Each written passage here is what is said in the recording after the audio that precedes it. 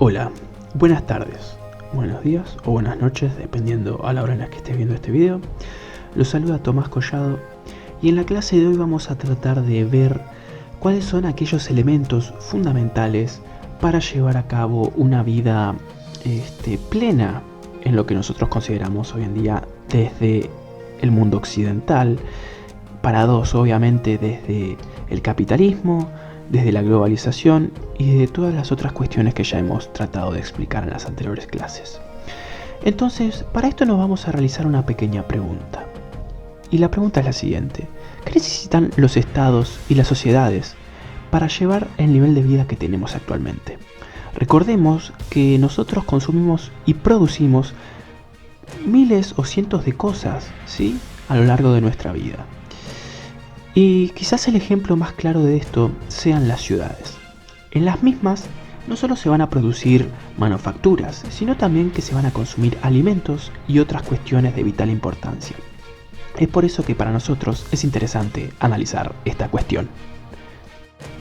Entonces, la respuesta a la anterior pregunta serían los recursos estratégicos. Debemos recordar que estos son elementos que podemos encontrar en la naturaleza y que van a ser mundialmente disputados principalmente por las grandes potencias. Entre los recursos estratégicos más importantes vamos a encontrar el agua y el petróleo.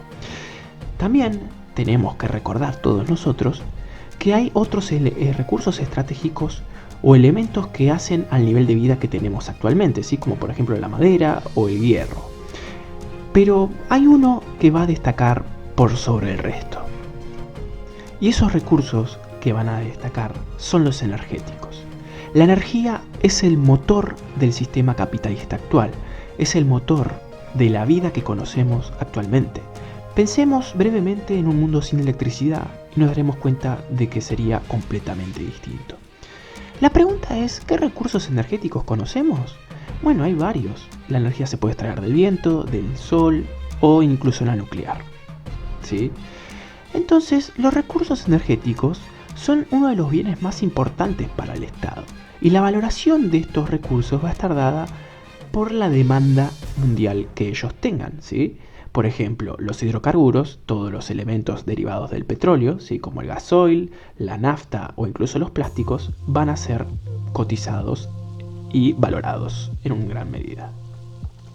Ahora bien, prosiguiendo con lo anterior mencionado, nosotros tenemos dentro de la Argentina una empresa muy importante que va a ser la que nos abastezca a todos los argentinos de materiales derivados del petróleo, ¿sí?, la cual es YPF, o Yacimientos Petrolíferos Fiscales.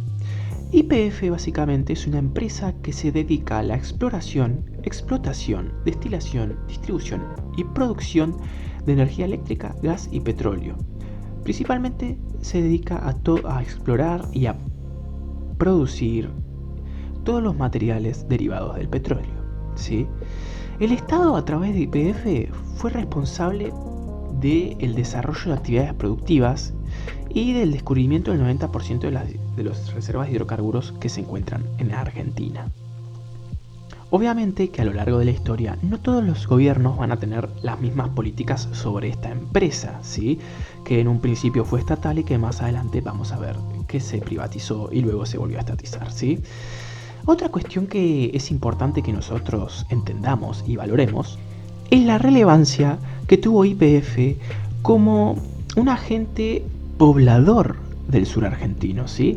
Recordemos que esta empresa empleó en su momento a muchas personas, ¿sí?, y hoy en día también lo hace, y la zona donde mayores yacimientos se han encontrado en nuestro país y potencialmente más ricos son en el sur de la Argentina. Por lo tanto, YPF iba a jugar un rol fundamental a la hora de poblar este territorio que en sí podríamos decirse es el más nuevo que se adhirió a la República Argentina. Entonces, no solo va a hacer que el Estado tenga un recurso invaluable y muy rico, como lo es el petróleo, ¿sí?, un elemento fundamental para la producción de energía eléctrica, sino que también sirvió como un agente poblador del sur argentino. Ahora bien, En esta filmina que aquí se nos presenta, básicamente tenemos tres etapas o tres procesos de la producción de hidrocarburos, ¿sí? Primero tenemos la exploración, que se realiza mediante estudios geológicos, ¿sí? Y que permite localizar nuevos yacimientos de petróleo y gas natural, ¿sí? Generalmente es la etapa de mayores costos, ya que por lo general puede fallar, ¿sí? Y se requiere de alta tecnología para descubrir dónde hay nuevos yacimientos. Luego tenemos el transporte, ¿sí? Que se da desde las zonas donde se extrae la materia prima, ¿sí? El petróleo o el gas, y son transportados hacia las refinerías o plantas de tratamiento a través de oleoductos, gasoductos o buques petroleros. Posteriormente tenemos la distribución, ¿sí? Que se da básicamente desde las zonas de extracción de petróleo y gas. ¿Sí? Cuando se llegan a esas refinerías, van a ser tratadas y transformadas en los materiales que posteriormente van a consumir los habitantes de una nación o las empresas, etc. ¿Sí? Entonces fíjense que es de vital importancia entender cómo funciona esto, aunque a nosotros mismos ahora mismo no estaríamos entrando en profundidad en este tema, ¿sí? Pero es importante entender cómo esta materia prima, que es el petróleo, es fundamental para el funcionamiento de la economía y del país en sí, ¿sí? Fíjense, este mapa que aquí se nos presenta nos va a mostrar cuáles son las áreas de la República Argentina que mayor consumo eléctrico tienen, ¿sí? Principalmente encontramos a la área metropolitana, es decir, a la capital federal, la ciudad de Buenos Aires, junto con el conurbano, que consumen y demandan el 41,8% de la energía del país, es decir, todo lo que se produce energéticamente hablando en el país, el 42% va destinado hacia Capital Federal y alrededores. Luego tenemos porcentajes altos en el centro, ¿sí? Con la provincia de Córdoba, y en el litoral con la provincia de Santa Fe. Pero nosotros nos preguntaremos, ¿por qué estas regiones son las que concentran mayor demanda energética? Bueno, principalmente porque las grandes ciudades no solo concentran un gran número de habitantes, sino que también concentran todas las grandes fábricas y empresas, las cuales son las que mayor consumo y demanda energética tienen, ¿sí? Por lo tanto, es por eso que van a ser las grandes ciudades donde se dé el mayor consumo de energía. Ahora bien, para nosotros entender cuál es la situación actual en la que nos encontramos, si es que tenemos estos recursos estratégicos y energéticos a nuestra disposición, tenemos que entender que a partir de la década de los 70 va a haber una serie de cambios a nivel global en lo que respecta a las políticas económicas y sociales. Debemos recordar que el principio de la década de los 70 va a ser el principio del fin, o va a ser el fin del estado de bienestar, dando paso a un nuevo tipo de estado, ¿sí? Un estado neoliberal.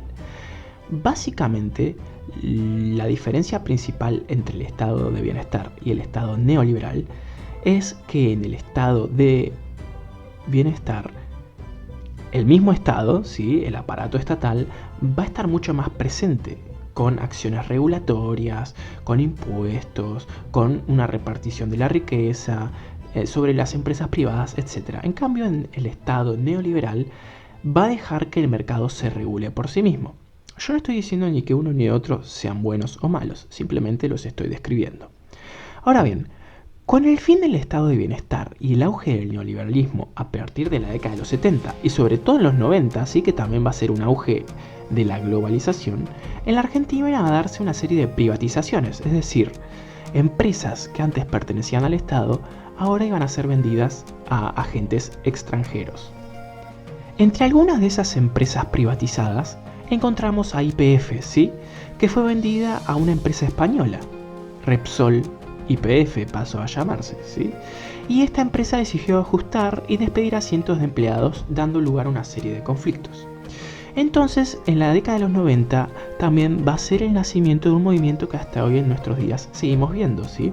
Y este movimiento no va a ser ningún otro que el movimiento piquetero, un movimiento que es bien característico de la República Argentina, demandando por una mayor igualdad, por condiciones dignas y principalmente por empleo, ¿sí?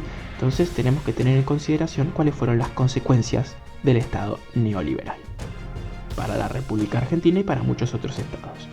En algunos casos funcionó muy bien y aumentaron la riqueza de los países. Entonces, con todas las cuestiones que hablamos previamente, vamos a tener una pregunta. ¿De quién es la soberanía de los recursos estratégicos? ¿Sí?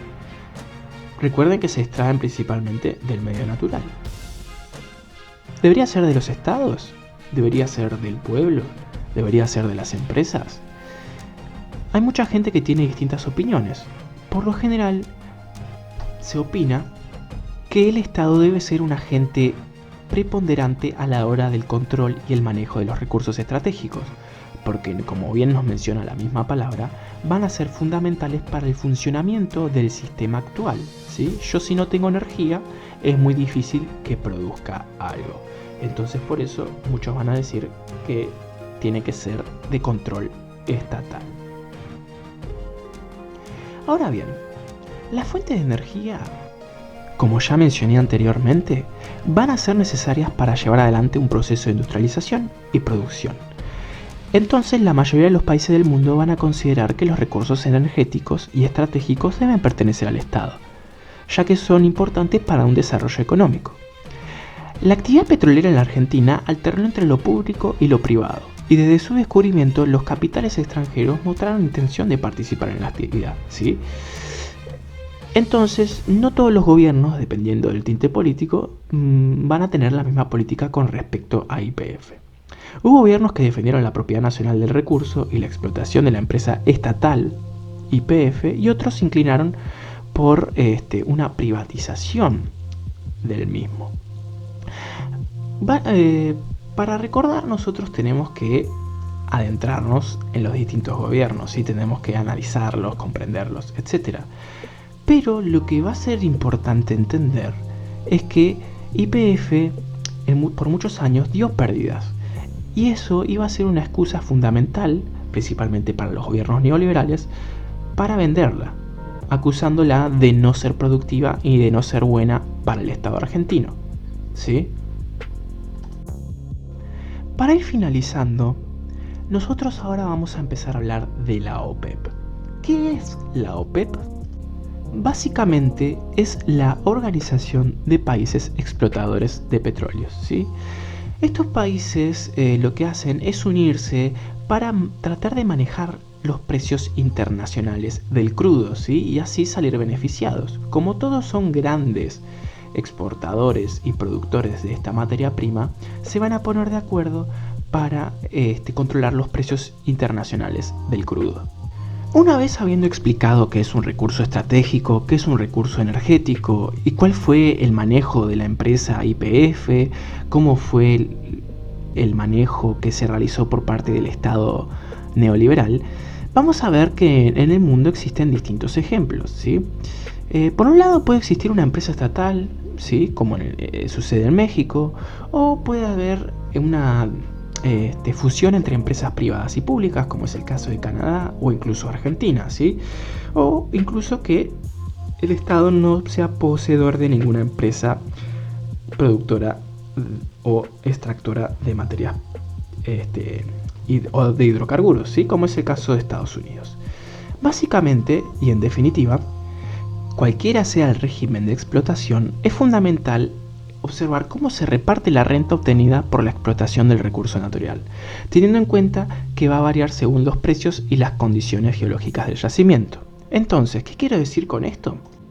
Que lo que va a ser importante, al fin y al cabo, es si ese recurso que es extraído en un país, las riquezas generadas del mismo posteriormente se van a repartir entre sus habitantes, o, por otro lado, que sea saqueado y en el mismo solo quede desolación. Y no solo desolación, sino también un gran impacto ambiental. Es por eso que todos nosotros como ciudadanos tenemos que llevar a cabo una especie de control, ya sea sobre el Estado o sobre las empresas que manejan estos recursos estratégicos, ya que son fundamentales para el futuro del país y por ende para nuestro futuro. Es por eso que me voy a despedir con estas reflexiones Espero que el video les haya resultado entretenido. Hasta luego.